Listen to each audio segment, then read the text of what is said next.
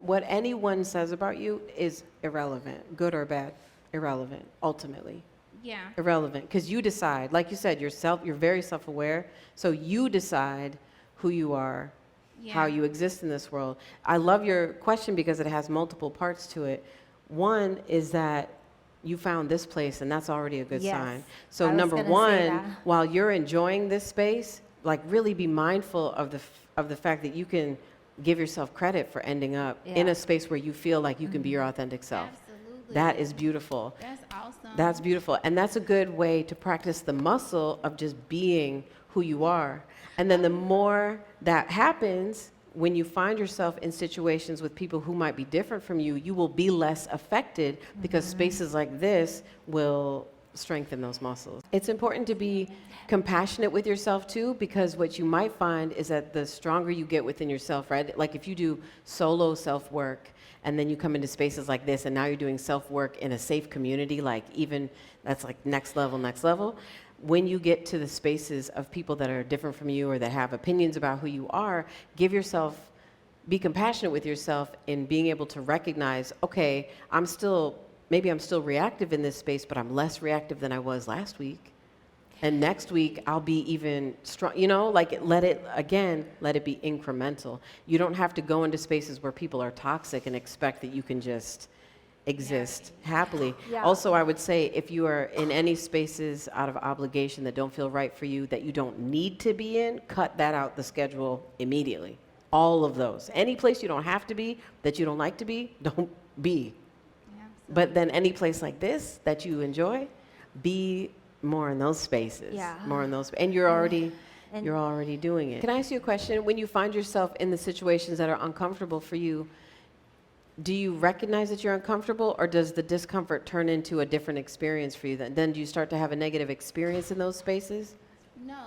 Okay. So for me, no. I've learned how to master it, if you will, like to a place where I can control my environment.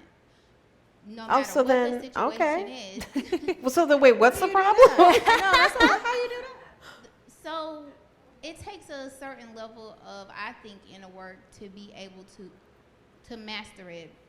I think what happens is like the people around me, they feel like the radiation of my energy, Which is what? which is I'm soft and I'm kind, but I'm also bold in my own way. Welcome to the club. But the boldness is not recognizable because I'm so soft. But once I do speak, it's just like concise. Yeah. So I'm able to be authentic. I'm able to be truthful. Yeah. I'm still able to do it with love. So then, because I can do it with love, ultimately, that gives me the level of power that I need to control the environment. So what's the problem? The problem is that I don't want to be the only one. Look where you're at. You're not. Right, but up until now. So problem solved? I had to drive an hour. So you came here with the problem, but the problem got solved while you were here? So I had to drive an hour and 30 minutes to get this. It was worth it to me. But I just want to have that, like you said, having that level of joy. I want to feel that every day. Yeah. And I don't want to feel like the mother all the time. Like I want somebody like beside me, friends that's beside me where we can have like these kind of conversations and my spirit is fed. I'm uplifted and I can also pour as well. Yeah. But I don't want to continue to pour into vessels, and I'm not being disrespectful or trying to Be disrespectful. cut anybody. No, don't say no Shit. names. I'm not trying to cut anybody out, but I don't feel like it's my job to carry the weight of pouring into certain vessels anymore. Are you too nice to people that you don't vibe with? Yeah, very. Okay, I don't know there how it to say is. no. Do you say, how do I say no? I don't know how to, because I don't want to cut somebody off that needs help from me. Everybody needs help from you. because you're a helper. But So it's too much for me to keep helping. then you have to say no. Then you're going to have to assert your boundaries. That's one of the things that keeps spiritual people in situations longer than they want to be in them, is that we don't say no when we want to say no. Say fucking no. Practice. If you're doing solo self-work at home, literally walk around the house practicing saying no. Like, get ready for it. If you know you're a healer, if you know you help people, if you know people are magnetized to you, and you know logically that you have an issue saying no, then start doing the self-work that gets you comfortable. I told Nevaeh in the back there the same thing. I said, you say yes too much when you want to be saying no. So what I do is I send her ridiculous texts like, I need you to pick up my dry cleaning for my pet rhinoceros. And I told her, just text me back just the word no. I need you to get comfortable just saying no. So when you get comfortable saying no, you will find yourself around all the people you want to be around the most, because you have to protect your own peace as well.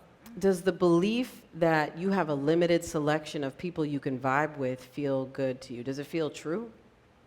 It feels true to me, unfortunately. That is unfortunate, because you're in a room full of people you're vibing with right now. I want to vibe with you, So, girl. okay, so this is really beautiful. This is really beautiful. Don't limit me. This is another It's really beautiful lesson. Listen, Right. It's a belief that worth challenging.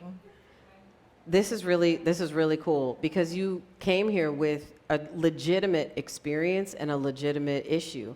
But simultaneously, in this environment, from what you've said, it sounds like that challenge and that issue has been solved here. So now it's about you recognizing when you are in spaces that can edify you, that can give you the love and the resonance that you need, that you soak it up, take it in, and be present in that moment, because our minds sometimes can't imagine something we haven't physically experienced sometimes. So if you're in a room now of people that are vibing with you, notice as much as you can and take as much of this experience with you, so that when you do go home, you're remembering the vibe here, you're remembering the energy, the communication, the joy, so that when you run into people wherever you're from, that if they don't match that vibe, then you can interact, but you don't entangle yourself with people like that. Don't be so nice that you give up your own edges, because your boundaries are important. Yeah, what you imagine is possible. So even if you see a bunch of people around you who don't understand you, can't communicate, aren't creative, don't know themselves, want to say the same blah, blah, blah, blah, blah. If you're like, well, I know that's not what I want, let me imagine what it would be like to be in a room full of people where I can be myself, where I can say what's on my mind, where I can change if I want to change, where I can just sit quiet and no one's going to take offense. I can be concise. I can be direct. Like, really utilize your imagination to prepare yourself in the energy of where you want to be moving to next, instead of necessarily going out to try to find right away, right? Incremental, and let your imagination be one of the first steps, because it's such a powerful tool. It is the tool. It creates it all. So, yeah. So what's Really something you could attractive. say to the part of you that believes my options are limited, given where you find yourself now? I have infinite possibilities. Ooh, Yeah, okay. Yes. Yes.